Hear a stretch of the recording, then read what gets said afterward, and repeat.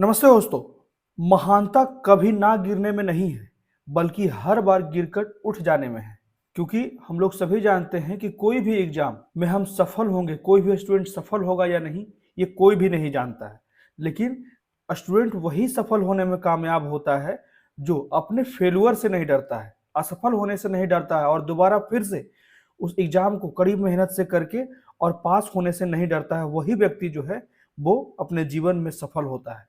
इसी के साथ आज का हम लोग डिस्कशन शुरू करते हैं। आज का डेट है 13 अप्रैल 2024 और अभी हम डिस्कस करेंगे द हिंदू के कुछ इंपॉर्टेंट आर्टिकल्स हिंदी में, जिसमें पहला आर्टिकल है आईआईएससी के रिसर्चर्स ने हाइड्रोजेल को डिजाइन किया है जो कि माइक्रोप्लास्टिक्स को वाटर से रिमूव करने में सफल होगा। ठीक है, इसी को हम लोग पूरा का पूरा इस आर्टिकल में पढ़ लेंगे। तो भारतीय विज्ञान संस्थान आईआईएससी के शोधकर्ताओं ने पानी से माइक्रोप्लास्टिक हटाने के लिए एक सस्टेनेबल हाइड्रोजेल डिजाइन किया है। ठीक है, इसको फिगर में देख सकते हैं कि किस तरह से इस तरह के माइक्रोप्लास्टिक्स को हाइड्रोजेल के द्वारा हम लोग सड़ाने में या समाप्त करने में सफल हो पाएंगे। आईआईएससी के अनुसार कहा गया है कि माइक्रोप्लास्टिक स्वास्थ्य के लिए एक बड़ा खतरा है, क्योंकि ये छोटे छोटे प्लास्टिक जो होते हैं, जितने भी जलीय पारिस्थितिकी तंत्र होते हैं जहां जीव जंतु रहते हैं, वो सभी जो है उस माइक्रोप्लास्टिक का सेवन कर लेते हैं, किसी न किसी रूप में उनके पास चला जाता है और उससे जब मानव इसका उपयोग करता है खाने में या फिर मिट्टी में चला जाता है, जिससे पौधों में भी कुछ माइक्रोप्लास्टिक्स आ जाते हैं जो हमारे फूड चेन में शामिल हो जाते हैं, जो कहीं ना कहीं सभी जितने भी जीव जंतु हैं इस धरती पे उनके जीवन पर प्रतिकूल प्रभाव डालते हैं। यही बातें यहाँ पे कहा जाता है। छोटी प्लास्टिक अवशेष जो है वो हमारे द्वारा पीने वाले पानी के माध्यम से हमारे शरीर में प्रवेश कर जाते हैं और बीमारियों का खतरा बढ़ जाता है।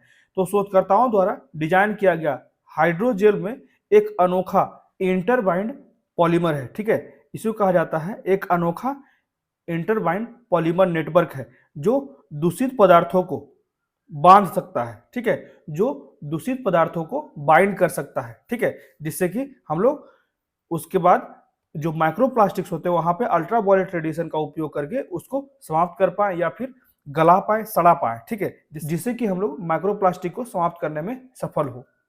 ठीक है, इसी में आगे कहा जाता है कि हाइड्रोजेल जो भी बनाया गया है माइक्रोप्लास्टिक को समाप्त करने के लिए, तो इसी हाइड्रोजेल में 3 अलग अलग पॉलीमर की लेयर्स हैं, परतें हैं। तो वैज्ञानिकों ने पहले माइक्रोप्लास्टिक को हटाने के लिए, जब अभी आईआईएससी ने हाइड्रोजेल बनाया है माइक्रोप्लास्टिक को हटाने के लिए, उससे पहले जो है फिल्टरिंग झिल्लियां बनाई गई थी माइक्रोप्लास्टिक को हटाने के लिए।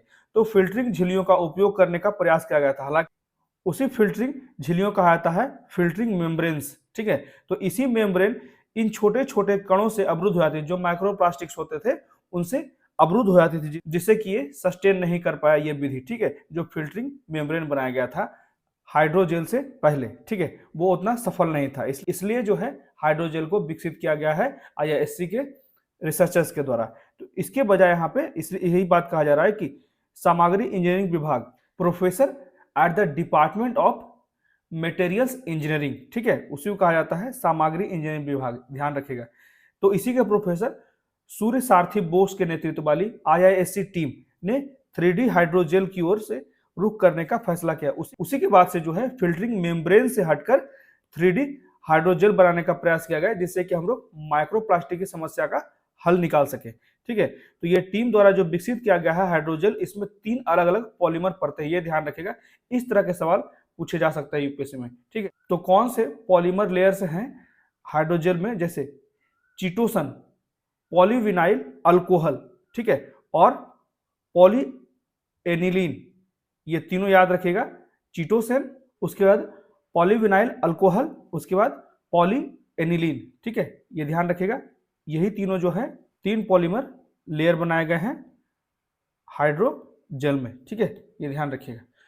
तो इसी का एप्लीकेशन देख लेते हैं कि हाइड्रोजेल कहाँ उपयोग होता है। तो flexibility of hydrogels which is because of their water contents, इसमें जो है वाटर कंटेंट्स ज़्यादा होते हैं, जो इसको सक्षम बनाता है in different conditions range from the industrial to biological fields, जो कि इसका उपयोग को सक्षम बनाता है, चाहे वो इंडस्ट्रियल रीजन हो या फिर बायोलॉजिकल फील्ड हो, दोनों जगह जो है हाइड्रोजेल को उपयोग कर सकते हैं। तो हाइड्रोजेल्स आर बायोकम्पैटिबल, ठीक है।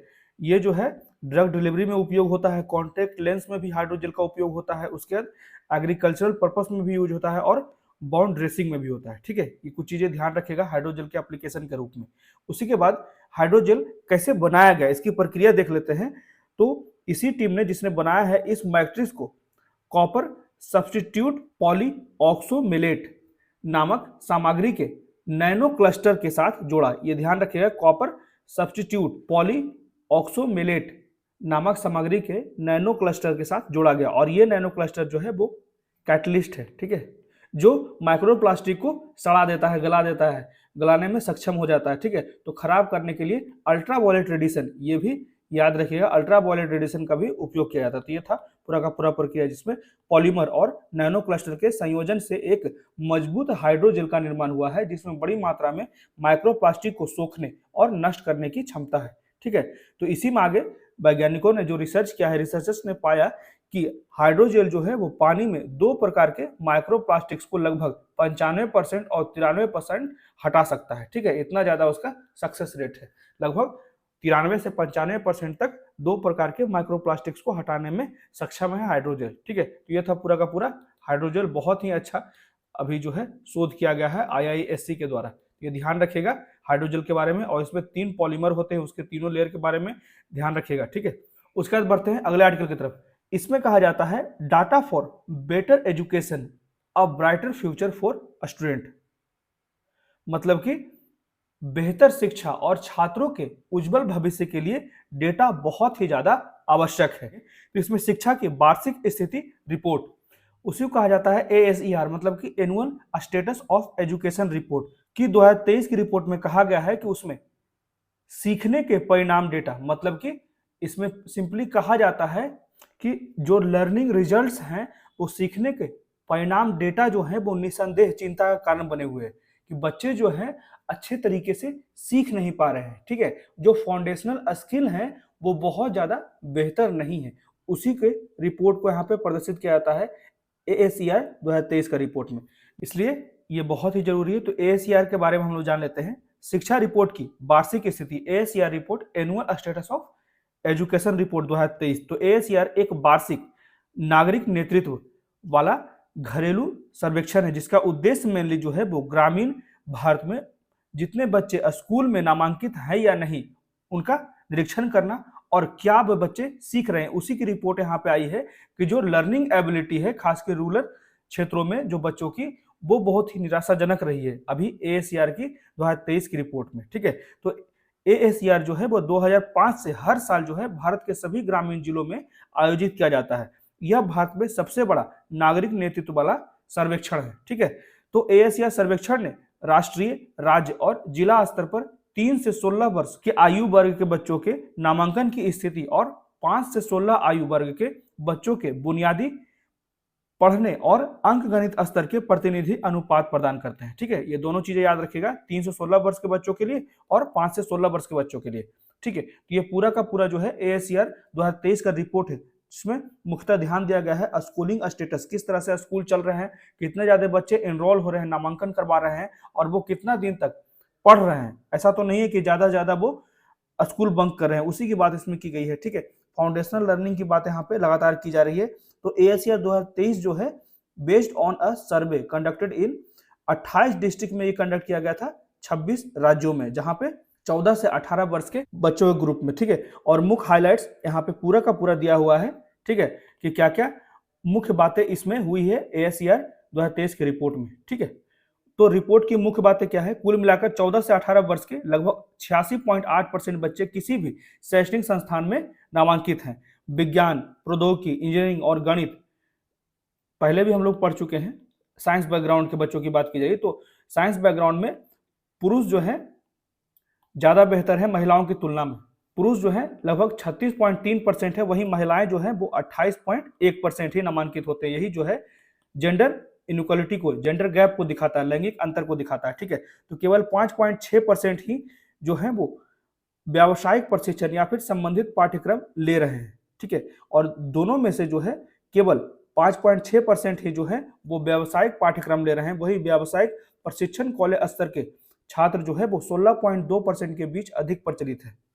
वहीं लगभग 25% युवा जो है वो अपनी क्षेत्रीय भाषा में कक्षा 2 स्तर का पाठ धारा प्रवाह नहीं बोल पा रहे। ये ध्यान रखिएगा, 25% जो बच्चे हैं 2 क्लास के, वो अच्छे तरीके से अपना क्षेत्रीय भाषा भी धारा प्रवाह रूप से नहीं बोल पा रहे हैं। जहां महिलाएं जो है 76% अपनी क्षेत्रीय भाषा में मानक 2 स्तर का पाठ पढ़ने में पुरुषों की तुलना में बेहतर प्रदर्शन कर रही है। वहीं पुरुष जो है, महिलाएं जो है बोल अच्छा ले रही है, लेकिन जहां पे मैथ्स की बात की जा रही है, मैथ्स सीखने की, तो पुरुष जो है वो अंक गणित और अंग्रेजी पढ़ने में उत्कृष्ट प्रदर्शन दिखा रहे हैं। केवल 57.3% अंग्रेजी में वाक्य पढ़ सकते हैं और उनमें से लगभग 3/4 उनके अर्थ समझते हैं। ठीक है, 3/4 जो है सिर्फ और सिर्फ उसके अर्थ समझते हैं। मतलब कि जो पढ़ते हैं उसमें से सिर्फ और सिर्फ 70%। तो इसी में कहा जाता है कि सभी युवाओं में से लगभग 90% के पास घर में स्मार्टफोन है। ये डेटा यूज कर सकते हैं क्योंकि कहीं भी कोई भी क्वेश्चन आ सकता है मोबाइल से संबंधित। ठीक है, तो लगभग 90% छात्रों के पास, स्टूडेंट्स के घरों में स्मार्टफोन्स अब उपलब्ध हो गया, चाहे रूरल एरिया हो या फिर अर्बन एरिया हो। वहीं 19.8% महिलाओं की तुलना में 43.7% पुरुषों के पास स्मार्टफोन है। ये भी डेटा ध्यान रखेगा। ठीक है, मात्र 19.8% महिलाओं के पास मोबाइल फोन है, वहीं 43.7% पुरुषों के पास स्मार्टफोन है। तो पुरुष आमतौर पर डिजिटल कार्य में महिलाओं से बेहतर प्रदर्शन कर रहे हैं। ठीक है, और शिक्षा स्तर और बुनियादी पढ़ने की दक्षता के साथ साथ डिजिटल कार्यों पर प्रदर्शन में सुधार भी होता जा रहा है। वहीं 14 से 18 वर्ष के आयु वर्ग को यहाँ पे बताया जा रहा है कि 50% से अधिक छात्रों को प्राथमिक विभाजन की समस्या के साथ कठिनाइयों का सामना करना पड़ रहा है और लगभग 45% को सोने और जागने के समय के आधार पर बच्चों के सोने के घंटे की संख्या की गणना करने जैसे कार्य में भी संघर्ष करना पड़ रहा है, क्योंकि उसमें नियमितता नहीं बरती जा रही है। ठीक है, तो इसी में प्रमुख मुद्दे और सुझाव क्या क्या बताए जा रहे हैं, जैसे मूलभूत शिक्षण प्रक्षेप वर्ग आमतौर पर सपाट है। ठीक है, जो यहाँ पे एनालिसिस किया गया है, उसका ग्राफ बनाया गया है, आमतौर पर सपाट है और ऊपरी ग्रेड में सपाट होता जा रहा है, जिसका अर्थ है कि जब तक बच्चे प्राथमिक ग्रेड में मूलभूत कौशल हासिल नहीं कर लेते हैं, तब तक केंद्रित हस्तक्षेप के अभाव में और बाद के ग्रेड में उन्हें हासिल करने की संभावना बहुत कम है। ठीक है, यही कहा जाता है जो फाउंडेशनल लर्निंग है वो अभी भी खराब स्थिति में है। ASER के 2023 की रिपोर्ट में यही बताया गया है और उसे लगातार सुधारने की आवश्यकता है। नहीं तो आने वाले समय में जब बच्चे हायर क्लासेस में जाते हैं, उसी का प्रतिकूल प्रभाव देखने को मिलता है। चाहे वो अंग्रेजी न सीख पाते अच्छे तरीके से, फ्लुएंसी नहीं हो पाती, अच्छे तरीके से बोल नहीं पाते, अंग्रेजी समझ नहीं पाते हैं, तो ये सारे जो समस्याएं रह जाती है। ठीक है, इसी कारण तो इन बच्चों को स्कूल लौटने और पढ़ने के लिए प्रोत्साहित और सशक्त बनाने में निवेश किए बिना स्कूल आधारित पठन सुधार कार्यक्रम, ठीक है, स्कूल आधारित पठन सुधार कार्यक्रम पर ध्यान केंद्रित करने से परिवर्तनकारी परिणाम नहीं मिल सकते हैं। तो अक्षरों को पहचानना या फिर सरल शब्दों को डिकोड करना अधिकांश लोगों के सामने आने वाली बड़ी चुनौती नहीं है। उन्हें पढ़ने के लिए, मतलब कि यहाँ पे सिंपली कहा जाता है ABCD या फिर क ख ग सीखना कोई बड़ी परेशानी नहीं है, लेकिन परेशानी यहाँ पे है कि बच्चे रेगुलर क्लास नहीं जाते हैं। ठीक है, पढ़ने के लिए मार्गदर्शन, अभ्यास और ढेर सारे प्रोत्साहन और प्रेरणा की आवश्यकता होती है। तो पढ़ने की आदतों और क्षमताओं को विकसित करने में पठन सामग्री और पुस्तकों की उपलब्धता एक महत्वपूर्ण कारक है। तो ASER स्पष्ट रूप से इंगित करता है। ठीक है, ASER का रिपोर्ट जरूर ध्यान रखिएगा, इसको कहीं भी कोट किया जा सकता है। तो ASER स्पष्ट रूप से इंगित करती है कि ग्रामीण परिवार के केवल एक छोटे से हिस्से के पास स्कूल की पाठ्य पुस्तकों के अलावा पढ़ने की सामग्री है। मतलब कि 100% में से बहुत ही छोटा 10% या फिर 5% ही ऐसा समूह है जिसके पास सिलेबस के बुक के अलावा और भी कोई बुक पढ़ने के लिए, नहीं तो मैक्सिमम लोगों के पास सिर्फ और सिर्फ सिलेबस के बुक ही होते हैं पढ़ने के लिए। ठीक है, तो इसी में आगे कहा जाता है कि सामुदायिक पुस्तकालय समृद्ध जीवंत स्थान बना सकते हैं। ठीक है, अब यहाँ पे सामुदायिक पुस्तकालय बनाने की बात की जा रही है, जिससे कि वहाँ पे माहौल बन सकता है, बच्चे प्रेरित हो सकते हैं पढ़ने के लिए, क्योंकि ग्रामीण क्षेत्रों में बहुत जगह उस तरह का माहौल नहीं होता है। ठीक है, तो सामुदायिक पुस्तकालय जो कि समृद्ध जीवंत स्थान बना सकते हैं, जो पढ़ने, रचनात्मकता और आलोचनात्मक सोच को बढ़ावा देता है। लेकिन केवल पुस्तकालय स्थापित करना ही समाधान नहीं है, उन्हें सही ढंग से प्रबंधित करने की भी आवश्यकता है। प्रतिबद्ध और उद्यमशील व्यक्तियों के नेतृत्व में जो पढ़ने में रुचि फिर से जगा सके, बच्चों, युवाओं और वयस्कों को इन पुस्तकालयों की ओर आकर्षित कर सके। ठीक है, तो यही बात कहा जाता है कि आकांक्षाओं का विकास, यहाँ पे मुख्यतः जो है इच्छा जगाने की जरूरत है। बच्चों में पढ़ने के प्रति इंटरेस्ट जगाने की बात लगातार की जा रही है ASER की रिपोर्ट में। ठीक है, तो आकांक्षाओं का विकास करना महत्वपूर्ण है, लेकिन युवाओं को इन आकांक्षाओं का मूल्यांकन, इवैल्यूएशन करना आदि उपलब्ध हो तो वैकल्पिक बेहतर अनुकूल संभावनाओं की पहचान करने और आकांक्षाओं को पूरा करने के लिए आवश्यक तैयारी और उपाय करने के लिए समर्थन, मार्गदर्शन और प्रेरणा की आवश्यकता होती है, जिससे कि डिजिटल तकनीक युवाओं को उनके इच्छित व्यवसायों की नींव से लैस कर सकती है और प्रासंगिक पेशेवरों के साथ संबंध बेहतर कर सकते हैं। ठीक है, यही बातें यहाँ पे कहा जा रहा है। क्या क्या समस्याएं हैं अच्छे तरीके से हम लोगों ने देखा। मिली जो था इसमें ASER का रिपोर्ट दिया गया है। अब इसमें बे फॉर्मूल में क्या कहा जा रहा है राइटर के द्वारा, तो डेटा और न केवल ASER डेटा जब कठोरता और सही इरादा के साथ डिजाइन और एकत्र किया जाता है तो समस्याओं को उजागर करता है, बल्कि कार्रवाई के लिए भी महत्वपूर्ण संकेत देता है। सिंपली यहाँ पे यही बात कहा जाता है कि अगर हम किसी भी समस्या के स्रोत को पकड़ लेते हैं, उसको चिन्हित करने में सफल हो जाते हैं, तब हम समस्या का समाधान भी आसानी से कर पाएंगे। यही बात यहाँ पे कहा जा रहा है कि अगर हम सही तरीके से सीरियसली डिजाइन करते हैं डेटा को, उससे क्या होगा, अगर समस्या को चिन्हित कर लेते हैं तो हमें समाधान निकालने में भी आसानी होती है। तो जरूरत इस बात की है कि समस्या पर विलाप करने की तात्कालिक प्रवृत्ति से आगे बढ़े और गहराई से विचार करे कि कहाँ कार्य करना है, कैसे कार्य करना हो और किसे कार्य करना है। ठीक है, जिससे कि हम इस शिक्षा के जो प्राथमिक स्तर की समस्या है उससे हम लोग निपट सके। ठीक है, तो ये था पूरा का पूरा आर्टिकल जिसमें ASER की रिपोर्ट की बात की गई थी, ASER 2023 की रिपोर्ट, और मेनली कहा गया था कि शिक्षा के प्राथमिक स्तर को सुधारने की आवश्यकता है। बहुत से बच्चे जो है खासकर ग्रामीण क्षेत्रों में 5 से 16 वर्ष तक के जो बोल भी नहीं पाते हैं सही तरीके से अपना स्थानीय भाषा, या फिर अंग्रेजी नहीं पढ़ पाते हैं, बहुत से मैथ्स नहीं पढ़ पाते हैं बच्चियां, तो इन्हें सुधारने की आवश्यकता है। वहां पे बुनियादी ढांचों के विकास करने की आवश्यकता है और बच्चों को ज्यादा से ज्यादा रेगुलर क्लास में लाने के लिए, प्रेरित करने के लिए भी वहां पे कम्युनिटी में सामूहिक एक पुस्तकालय बनाने की बात की जा रही है, लाइब्रेरी बनाने की बात की जा रही है, जिससे कि बच्चों को प्रोत्साहित किया जा सके, इंटरेस्ट पैदा किया जा सके पढ़ने के लिए। ठीक है, अब बढ़ते हैं कुछ महत्वपूर्ण क्वेश्चन जो कि करंट अफेयर से रिलेटेड है। तो पहला क्वेश्चन है, हिमालयी पारिस्थितिकी तंत्र को बनाए रखने के लिए राष्ट्रीय मिशन के संदर्भ में यहाँ पे जो कहा जाता है national mission for sustaining the Himalayan ecosystem, NMSHE। ठीक है, उसी के संदर्भ में इन कथनों पे हम लोग विचार कर लेते हैं। तो पहला स्टेटमेंट है, यह राष्ट्रीय जलवायु परिवर्तन कार्य योजना NAPCC, उसी को कहा जाता है national climate change action plan. ठीक है, में उल्लिखित 8 मिशनों में से एक है। तो ये तो कल ही हम लोगों ने पढ़ा है, तो ये तो सही है। इसका उद्देश्य है सभी आयामों में, ये ध्यान रखिएगा कि सभी आयामों में जलवायु परिवर्तन के प्रति केवल हिमालयी क्षेत्र, यहाँ पे केवल हिमालयी क्षेत्र लिखा है, फिर भी जो है यह स्टेटमेंट सही है क्योंकि ये हिमालयी क्षेत्रों के संरक्षण के लिए ही बनाया गया है। तो हिमालयी क्षेत्र की संवेदनशीलता का वैज्ञानिक रूप से आकलन करता है, इसलिए जो है दोनों का दोनों कथन सही है और इसका सही उत्तर जो हो जाएगा सी हो जाएगा। ठीक है, तो इसी में कहा जाता है NMSHE को जून 2010 में लॉन्च किया गया था। इसकी बात की जा रही है NMSHE जो कि 2010 में लॉन्च किया गया था।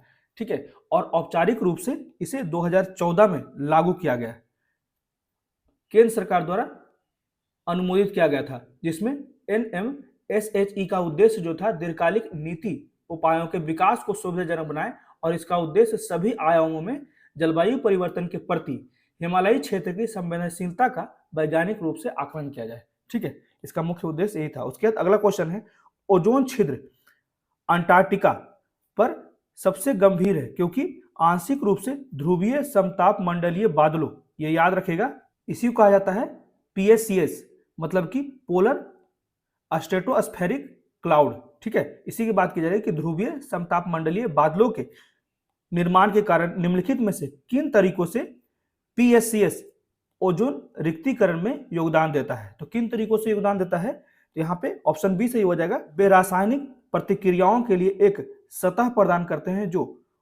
ओजोन अणुओं को तोड़ती है। ठीक है, they provide a surface for chemical reaction that breaks down ozone molecules. ये ध्यान रखिएगा, ओजोन मॉलिक्यूल्स को तोड़ने के लिए एक सरफेस तैयार करती है जहां पे केमिकल रिएक्शन के द्वारा जो है ओजोन मॉलिक्यूल्स को ब्रेक डाउन किया जा सके, ये ध्यान रखिएगा। उसके बाद अगला क्वेश्चन है, CDP सुरक्षा प्लेटफॉर्म काफी चर्चा में रहा है, यह निम्नलिखित में से किसकी पूर्ति करता है। तो ये जो है बागवानी किसान से संबंधित है। सीडीपी सुरक्षा प्लेटफॉर्म। सीडीपी का फुल फॉर्म क्या होता है? तो क्लस्टर डेवलपमेंट और प्रोग्राम, ठीक है, उसी को कहा जाता है सीडीपी, ये ध्यान रखिएगा। तो भारत सरकार जो है वो क्लस्टर विकास कार्यक्रम, ठीक है, क्लस्टर डेवलपमेंट प्रोग्राम के तहत बागवानी किसानों को सब्सिडी देने के लिए, यहाँ पे ध्यान रखिएगा सब्सिडी की बात की गई है, बागवानी किसानों को सब्सिडी देने के लिए सब्सिडी सुरक्षा नामक एक नया डिजिटल प्लेटफॉर्म बनाया गया है, ठीक है, ये जो है डिजिटल प्लेटफॉर्म बनाया गया है। तो सीडीपी सुरक्षा प्लेटफॉर्म के बारे में और भी चीजें जान लेते हैं, जैसे एकीकृत संसाधन आवंटन, ज्ञान और सुरक्षित बागवानी सहायता प्रणाली एक ऐसा मंच है जो भारतीय राष्ट्रीय भुगतान निगम, ये बहुत ही इंपॉर्टेंट है, ये ध्यान रखिएगा, ठीक है, क्योंकि यहाँ पे कुछ बहुत ही महत्वपूर्ण बातें की गई है, जैसे कि यहाँ पे एनपीसीआई की बात की गई है, national payment corporation of India हो गया, या फिर ई रूपीज की बात की गई है। तो वही बात कहा जा रहा है कि भारतीय राष्ट्रीय भुगतान निगम से ई रूपी वाउचर का उपयोग करके किसानों को उनके बैंक खाते में तुरंत सब्सिडी देने की अनुमति देगा। उसके बाद अगला क्वेश्चन है, राष्ट्रीय निवेश और अवसंरचना कोष के संबंध में निम्नलिखित कथनों पर विचार करें। मतलब कि national investment and infrastructure fund, उसी को कहा जाता है NIIF। तो इसका पहला कथन है, यह भारत का पहला सॉवरेन वेल्थ फंड है जिसे 2015 में स्थापित किया गया था। उसका दूसरा स्टेटमेंट है, NIIF का 51% स्वामित्व जो है वो भारत सरकार के पास है। और तीसरा स्टेटमेंट है, यह फंड जो है सेवी के साथ वैकल्पिक निवेश कोष के रूप में पंजीकृत है। तो कितने कथन सही है? तो यहाँ पे सिर्फ और सिर्फ 2 ही कथन जो है वो सही है। पहला कथन जो है सही है, ठीक है, और तीसरा कथन सही है, ठीक है, क्योंकि यहाँ पे जो है NIIF के पास मात्र 49% ही गवर्नमेंट का शेयर है, तो ये ध्यान रखिएगा, ठीक है। उसके बाद अगला क्वेश्चन है, अंतर्राष्ट्रीय नारकोटिक्स नियंत्रण बोर्ड के संबंध में निम्नलिखित तथ्यों पर विचार करें। तो पहला स्टेटमेंट है, यह संयुक्त राष्ट्र अंतर्राष्ट्रीय दवा नियंत्रण सम्मेलन के कार्यान्वयन के लिए एक स्वतंत्र और अर्ध न्यायिक निगरानी निकाय है। और दूसरा स्टेटमेंट है, इसके 42 सदस्य हैं जिन्हें संयुक्त राष्ट्र आर्थिक एवं सामाजिक परिषद द्वारा 5 वर्षों के लिए चुना जाता है। तो कितने स्टेटमेंट हैं जो सही है? तो यहाँ पे सिर्फ और सिर्फ एक ही स्टेटमेंट जो है, पहला स्टेटमेंट वो सही है, और उसके बाद दूसरा स्टेटमेंट इसलिए गलत है क्योंकि यहाँ पे जो है 13 मेंबर होते हैं, ठीक है, इसलिए जो है गलत है। उसके बाद अगला क्वेश्चन है, यदि आयरिश द्वीप को केंद्र माना जाए, मान लीजिए आयरिश जो आइलैंड है उसको केंद्र में माना जाए, हम लोग पहले भी इस तरह क्वेश्चन देख चुके हैं जो लोकेशन बेस्ड क्वेश्चन होते हैं, ठीक है, तो उसको केंद्र माना जाए और हम द्वीप के चारों ओर वामवर्त दिशा में, वामवर्त दिशा मतलब होता है काउंटर क्लॉकवाइज, ठीक है, इस साइड से घूमे तो आयरिश द्वीप के चारों ओर निम्नलिखित जल निकायों का क्रम क्या होगा? तो क्या होगा इसका सही उत्तर? तो इसका सही उत्तर ए हो जाएगा। सबसे पहले जो होगा अटलांटिक महासागर होगा, उसके बाद दूसरे नंबर पे जो होगा सेल्टिक सागर होगा, उसके बाद तीसरे नंबर पे जो होगा सेंट जॉर्ज चैनल होगा, उसके बाद चौथे नंबर पे जो होगा आयरिश सागर होगा, और 5वें नंबर पे जो होगा यहाँ पे उत्तर चैनल होगा। इसको हम लोग फिगर में भी देख सकते हैं, ठीक है। अगर हम लोग एंटी क्लॉकवाइज जाते हैं, ये यहां से लिया गया है, तो सबसे पहले अटलांटिक ओशन हो गया, ठीक है, उसके बाद फिर इस साइड आएंगे हम लोग, तो दूसरे नंबर पे हो जाएगा सेल्टिक ओशन, ये देख सकते हैं, ठीक है। उसी तरह से तीसरे नंबर पे जो है वो सेंट जॉर्ज चैनल है, यहाँ पे देख सकते हैं, ठीक है। चौथे नंबर पे आयरिश सी है, ठीक है, और उसके बाद 5वें नंबर पे जो है वो नॉर्थ चैनल है, ठीक है। क्लियर हो गया? तो ये थे आज के द हिंदू के कुछ इंपॉर्टेंट आर्टिकल जो हमने डिस्कस किए। खासकर एक नया खोज हुआ है हाइड्रोजन जेल का, जो कि माइक्रोप्लास्टिक के 93% से 95% तक समाप्त करने में सफल है पानी में ही, ठीक है, जो बहुत ज्यादा मददगार साबित हो सकता है पर्यावरण के संरक्षण के लिए, क्योंकि माइक्रोप्लास्टिक बहुत ही ज्यादा हानिकारक है सभी जीवित जीव जंतु के लिए जो भी पृथ्वी पर रह रहे हैं, ठीक है। और कुछ महत्वपूर्ण क्वेश्चंस भी हम लोग डिस्कस किए जो कि करंट अफेयर से रिलेटेड था। तो कैसा लगा आज का डिस्कशन, प्लीज मुझे कमेंट करके बताएं, और मेरे वीडियो को ज्यादा से ज्यादा लाइक करें, शेयर करें, और मेरे चैनल को सब्सक्राइब